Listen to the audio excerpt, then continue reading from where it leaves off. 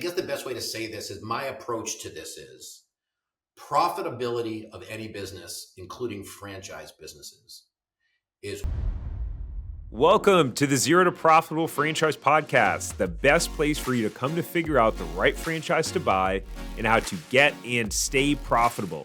My name is Tarek Johnson, and I've bought, grown, and sold multiple franchises and got myself free from corporate America, and now I'm on a mission to help you do that too. Here you'll find some of the most in-depth profitable franchise secrets, tangible strategies, and specific mindsets to help you create your dream life through franchising. Okay, let's talk about profit margins. So it's a common topic, probably one of the most popular questions that people ask around how much profit can I make owning a franchise or owning this business? Now, we would all agree that the profit potential of a business and a franchise is extremely important. Having a clear understanding of if you can make a living or the living that you need to with the business opportunity is something that you need to have clarity on.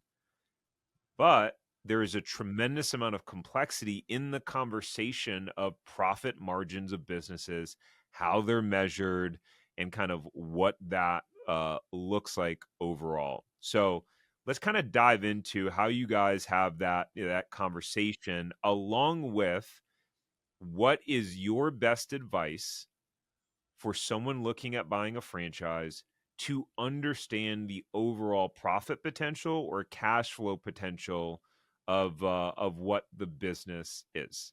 Mark, let's start with you. I guess the best way to say this is my approach to this is profitability of any business, including franchise businesses, is 100% up to the ability of the owner to execute the profit. When you invest in a franchise, there's never a guarantee on profit. There's not even a ballpark guess on profit. The franchisors are going to provide a lot of information. 90% of it is sales volume and maybe cost of that sales, a gross margin maybe, right? They're not going to give you net profit margin, which is what people are asking. People aren't coming and saying, if I do $1 million of a painting business, how much do I have to spend on paint? They're not asking us that question. They don't want to know that. They don't want to know the cost of paint. They want to know what's the bottom line. How much do I put in my pocket, which is completely controllable by the franchisee.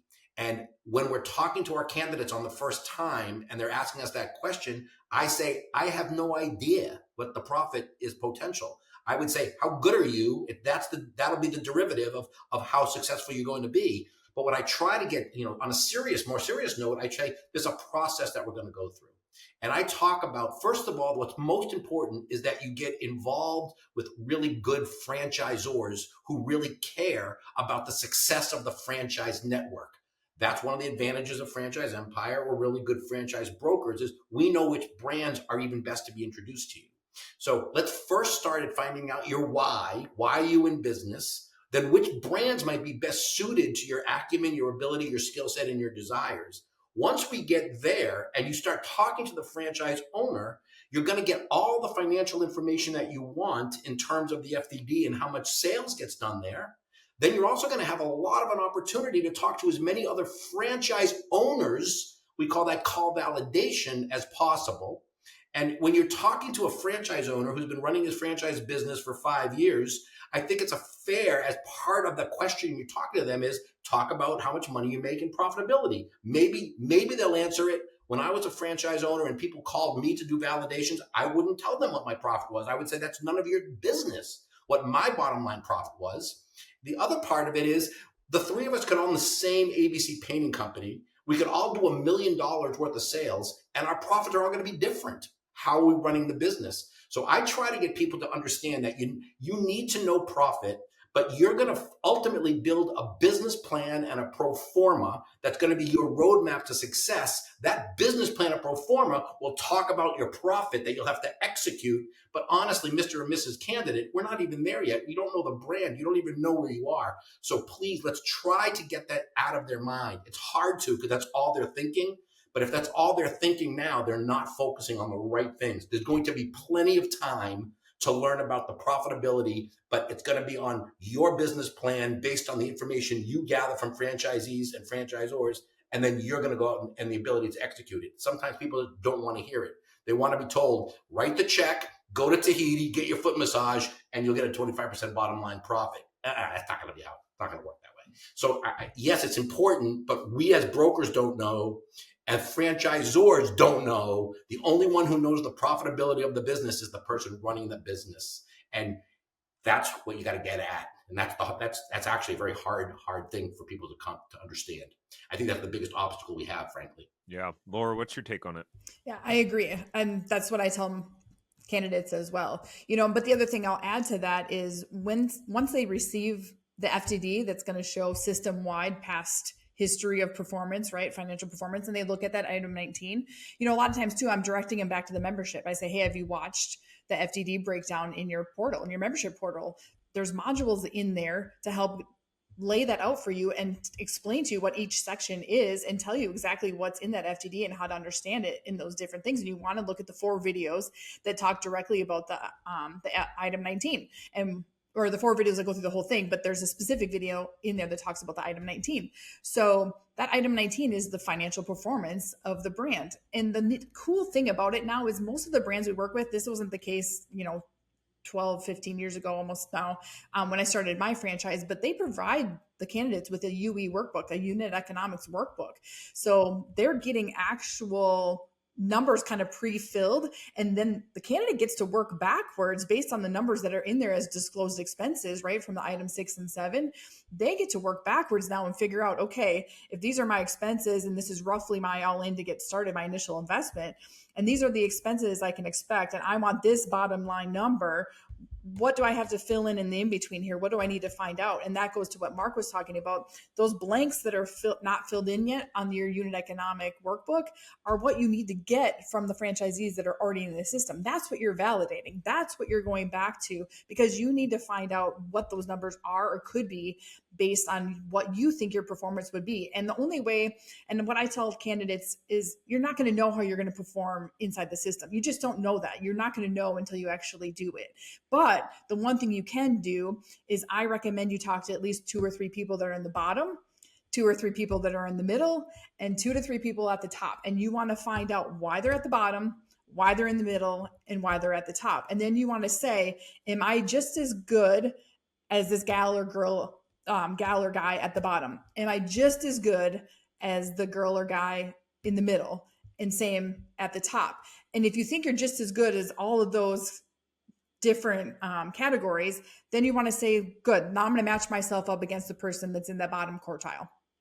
Because if you're going to use those bottom numbers and you actually surpass that, well, then that's just bonus for you, right? But let's use the bottom numbers to be a little more on the conservative side. If you want to use the middle quartile, that's fine too. But I try to keep them to not compare themselves against the top performers. I'm not saying they won't be a top performer, but let's shoot on the conservative side and aim low as far as figuring out our numbers. But once you get in the system, then aim high, right? You know what you're capable of, but you can use those numbers as a baseline and put those in there to figure out, okay, if I'm just as good as this person and these are their numbers, I can expect to have this as my bottom line, and then use that as your barometer. And again, there's no guarantee. And that's why we can't tell people what they're going to make. We have no idea how good you are. You're the only one who's going to know that once you get started, but at least you can use this as somewhat of a template to kind of gauge if that brand even makes sense for you to get started with. I'll add one other thing. That's a great point, Laura. And what we're both saying is the same thing. You have to have inner confidence as a potential franchise owner in your ability to follow the plan and to succeed. If you don't have confidence in yourself, you really shouldn't be looking at business at all. So it starts with that level of confidence. And I agree with you on the call validations. We made 40 validation calls when we were doing our business, 40, insane amount. Didn't need to, but we did. So we had a really good idea. We knew what the average unit volume was across the chain. We knew it. When we built our template, which was provided, we said, we're really good. We're really smart. We're really cocky. We're really arrogant. We're going to do better. And, we had some guidance that thought, but the region where we were had higher unit volumes. We built our pro forma at 10% above average unit volume. Because we were talking to a bunch of people who were average, and we said, we're a lot smarter than them. They're a bunch of dopes. Again, we were cocky, which we learned not to be. We were arrogant, which we learned not to be, but we were. But we built our business plan at the 10% number. And every conversation we had as owners, we were operating the business, was, how are we doing to our plan? That was our governing document, because we worked really hard to get it.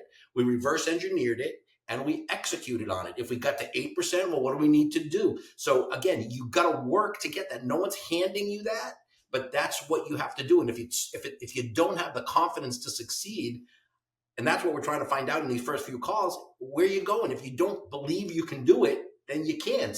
And typically franchisors will find that out, and most often franchisees will elect off when that happens. Hey, before we go, thank you so much for listening to this episode. Please subscribe here on YouTube if you haven't already. And the biggest thank you that you could ever give me is to share this episode with someone who you think will benefit. That means that we can share this message with more people and hopefully positively inspire them like we have you. So thank you. And until next time, go build your empire.